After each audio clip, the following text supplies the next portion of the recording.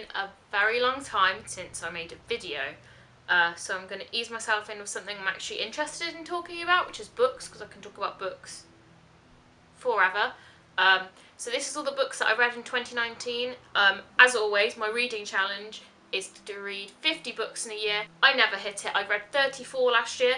With my reading challenge, I don't count rereads, but I'm starting to consider whether I should or not, because every year I reread all the Harry Potter books. I think I reread them more than once last year. It's because I listened to the audiobook pretty much on a loop. I just go through the series, and then once I get to the end of the series, go back to Philosopher's Stone and just keep going through that.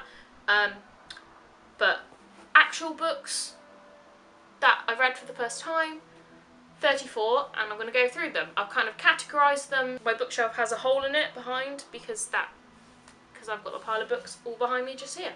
My first category of books is adult fiction. I know that seems really sort of vague, but I don't read a lot of adult books. So the first one was Carrie by Stephen King. I'm really trying to get into Stephen King. I think I own 6 of his books now. I've only read 2.5. I'm halfway through Pet Sematary. I will finish it, but it was really good. It's really interesting, and I actually want to see another adaptation of this somewhere. Next one is Bird Box.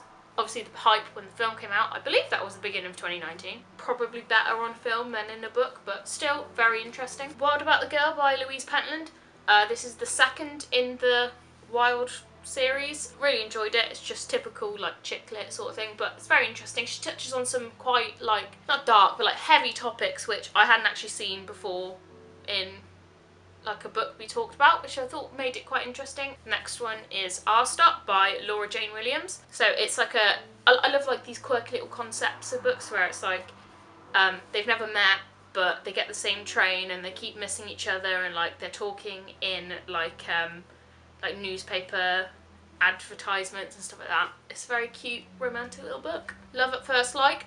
I'm going to be honest, I completely forgot what this book's about, even though I read it at the tail end of last year. This one is I Follow the Rules by Joanna Bellari. I don't know how to say her name. I've read all of her books. I just really enjoy her writing style, and this was the only one that I hadn't owned or read yet. An Absolutely Remarkable Thing by Hank Green.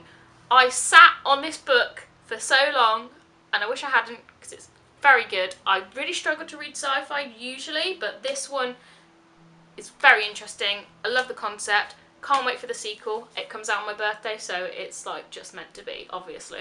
The Flat Share by Beth O'Leary. This is another one which I just kept seeing everywhere, and I was like, I'm just going to buy it and hope it's good. Another cute concept. They share a flat, but they've never met because he works nights, she works in the day. They actually share a bed, but they still haven't met. She's actually got another book coming out called The Switch, which is another sort of like unique concept one, so looking forward to that one. And that's for adults, so let's go to the complete opposite end and do kids / middle grade. Now, I don't read that much of this, but there's a couple of books you'll see why I got them. So I got What Magic Is This by Holly Bourne. Holly Bourne is my favourite YA author, so I just wanted to read everything in a collection. This one is definitely more middle grade, sort of younger age. Still quite interesting. Right, the next book I actually picked up thinking it was YA. It was not. It was very middle grade, and I really didn't enjoy it because of that. It was frustrating to read actually, because the character is a child and they're so annoying. It was difficult to finish this book. The next one is My Mum Trace Beaker. As soon as I heard this was coming out, I pre-ordered it because I was like, I have to read this. I loved Jacqueline Wilson as a kid, so I was like, I've got to read on.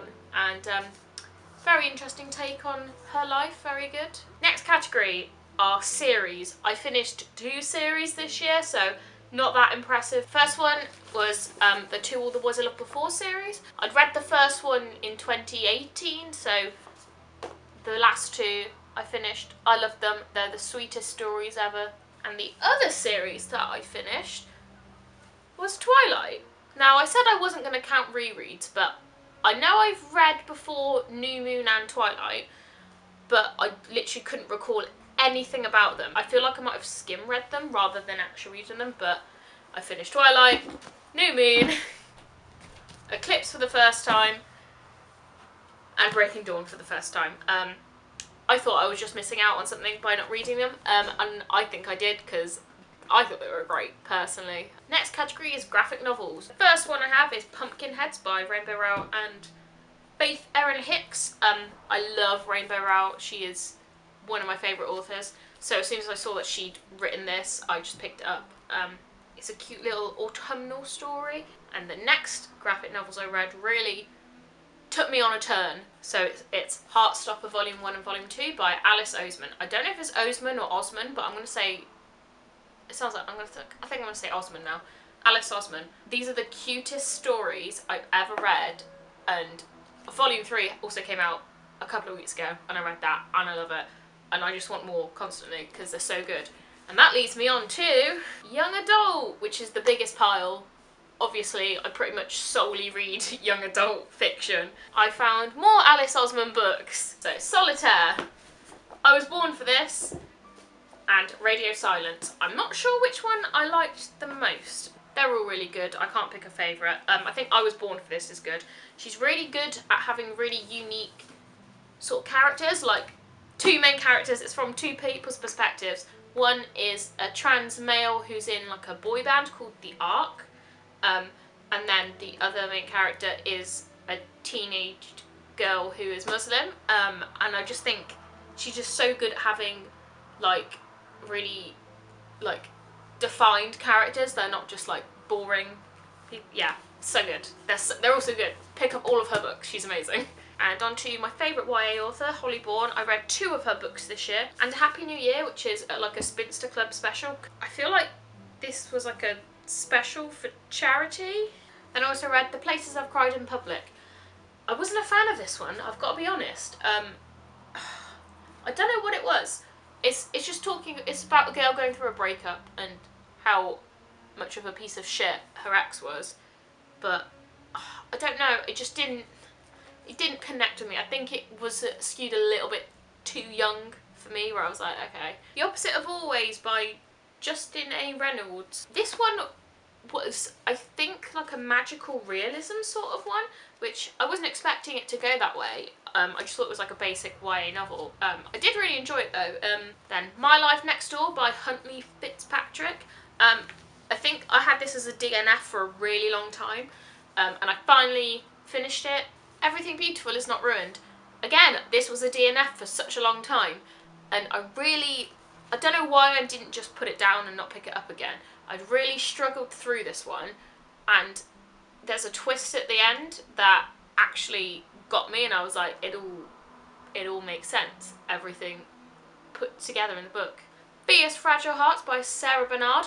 She's, again, one of my favourite YA authors. She's got a good voice. If I Was Your Girl by Meredith Russo. This was one that I didn't finish for a really long time as well. I'm just really got down to finishing my DNFs and giving them a second try, and it's really good. It wouldn't be a book haul without mentioning John Green, Turtles All the Way Down. Hated it so much, it sucked. This has really like put the nail in the coffin for John Green for me, because I've read all of his books and I've liked, I think, one of them. I liked The Fault With Our Stars when it first came out, and now I don't like it. I just think his style is not for me. I think it's all a bit wishy-washy. Nothing really happens. I just don't jam with it. Birthday by Meredith Russo. I didn't realise I had another one of her books, but this book has such a pretty spine. Look at that. That is gorgeous. 2 friends, they have the same birthday, and it's them growing up together and learning about themselves, stuff like that. Rain and Delilah's Midnight Matinee.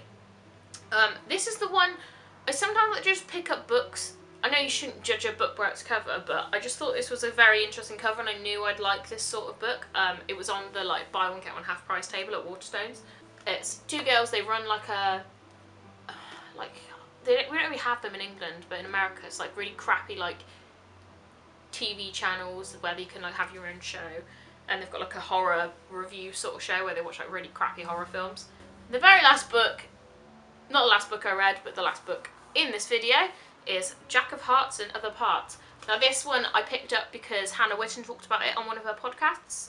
I just realised this is basically the plot of Sex Education, the Netflix show, but in a book. And that was it. That was my 34 books of the year. I hope I can actually read 50 this year, because I really hate when I'm not into reading because I love reading. I love when I get on a roll and read like 3 books in a week. So I need to sort myself out. As for my favourite book I read last year, An Absolutely Remarkable Thing did leave a lasting impression on me because I just thought it was so good, like I didn't expect it. All of Alice Osman's works, literally every single one, is just a joy to read. And yeah, so that's all. I hope you enjoyed this video. Sorry it's been so long since my last one. And I'll see you in my next one, hopefully. Bye!